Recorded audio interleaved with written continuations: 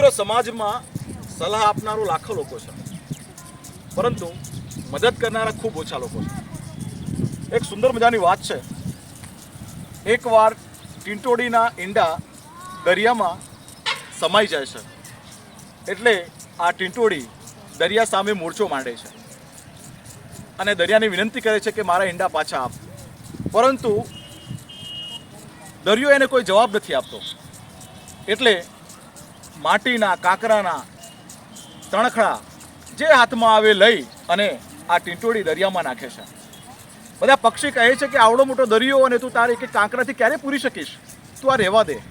પરંતુ ટીંટોડી હાર નથી માનતી, એટલે બીજા પક્ષીઓ પણ એના સહકારમાં આવે છે અને બધા જ પક્ષીઓ પોતાની ચાંચમાં કાંકરી લઈ અને દરિયામાં નાખે છે.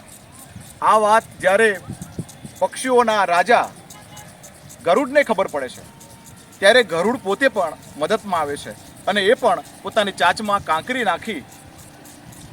લઈ અને દરિયામાં નાખે છે. 2-4 દિવસ પછી પોતાનું વાહન ગરુડ દેખાતું નથી, એટલે ભગવાન વિષ્ણુ પૂછે છે કે ગરુડ ક્યાં છે? ત્યારે ગરુડ કહે છે કે ભગવાન, દરિયાએ ટીંટોડીના ઈંડા લઈ લીધા છે અને એના માટે અમે બધા જ એ ઈંડા પાછા મળે એ માટે મહેનત કરી રહ્યા છે.